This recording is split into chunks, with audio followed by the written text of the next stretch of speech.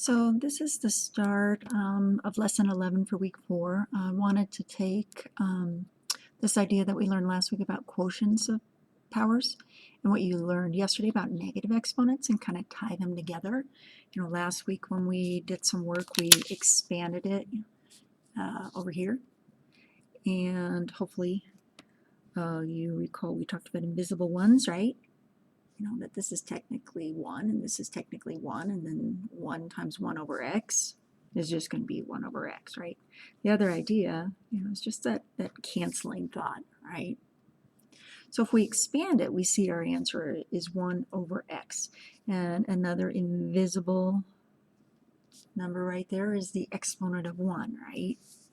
Now if we use our rule like we used last year, where when we're dividing powers, we subtract the exponents, we would get x to the 2 minus 3. Numerator minus denominator. Important to go in that order, okay? And we would just get x to the negative 1.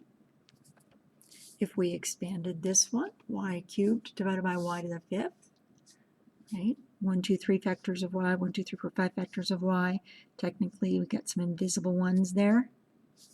And that's technically 1 times 1 times 1 times 1 times 1 over y times y. That's 1 over y squared, right? So I just visualize, well, what's going to cancel out, be equal to 1, not even, you know, contributing then to its simplification. And what's left? What's left are 2 y's in there in the bottom. Okay, 2 y's multiplied by themselves. If we did our rule of subtracting our exponents, 3 minus 5, we get y to the negative 2. Now these are equivalent, aren't they? Because we said it's not simplified if you have a negative exponent. So if we just kind of hop down here to the bottom of this worksheet that I'm showing you and talk about comparing the results, well, they're the same, aren't they? I mean, it's using a rule versus expanding it. Expanding it is time consuming though. That's why we use the rule. Here what we saw is we got a negative exponent. We know negative exponents are not simplified. Here what we saw is we had a positive exponent. But where was it? It was in the denominator, right? And it was in the denominator because I had more factors. In other words, the exponent was higher in the denominator. So they're, sorry, let me move that up. They're equivalent, right? It's just that, for me, it's just easier to think about how's this going to look expanded. It's really easy for me to say, what's the difference between them? The difference is 2, and it will be in the denominator. Yeah, the difference is 1, and it's going to be in the denominator. Wherever you see more of them, that's where it's going to be. There's a difference of 5 here. And think about how 2 of them are going to cancel out. 5 are going to be left, and where are they going to be left? They're going to be left in the denominator. So I could just jump to that thinking instead of maybe going through this process. Yes, this is the same as 1 over y to the positive 2. That's simplified compared to this. So just something to think about. I want to do a quick reminder of these rules from yesterday. Right? We said a to the negative n is not simplified. Simplified, we would push it to the denominator and have a positive exponent. When we see a negative exponent, we move its position. We know this is in the numerator because it has this invisible 1 denominator. Move it to the denominator and it becomes positive. Have to show it's in the denominator by putting this placeholder of 1 at the top, okay? Now if I have a negative in the denominator already, to make it positive, I'm going to move it to a numerator. And again, it's just the exponent I'm talking about, right?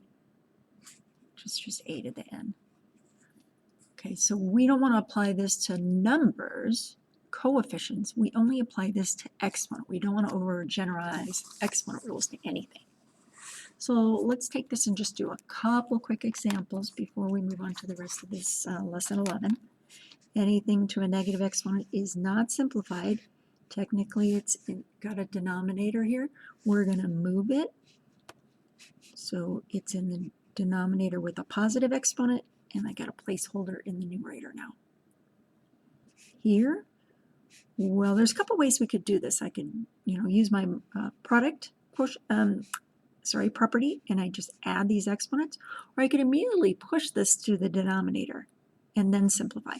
So that's the nice thing about exponent rules. The order that we do some of these just does not matter. But if I did do my product rule, I'd say 2 plus -8 plus 4, and all together, that's going to be -2 as an exponent, right? Simplified, push this to the denominator to make it positive. Because remember, negative exponents just mean that we have a very small number, right? The higher the exponent, the bigger the number. The smaller the exponent, the smaller the number. Fractions are small. Right, here, this is just one big long string of multiplication. These parentheses mean multiply, right? 5 pushed right up against a variable like this, q to the -2, multiply. And in multiplication, order does not matter. So I have 5 times q to the -2 times 2 times q to the -5. I'm going to rewrite that so that the coefficients, those numeric parts of this, are at the front. And then q to the -2 plus -5, right? I add my exponents when the base is the same. So the numeric part of this, we know how to multiply 5 times 2. Don't overgeneralize here, right? And q to the -7. Not simplified, because negative exponents aren't simplified. We have to make it positive. Well, consider this to be all over 1, right? Now, does 10 move? Why would it move, right? The only time we move things are when we're talking about negative exponents. So it's the exponent part of this that's going to move to the denominator and now become a +7 there. Okay, so something just as a quick review of yesterday, and that we'll kind of see applied from here on out in our other new rules, okay?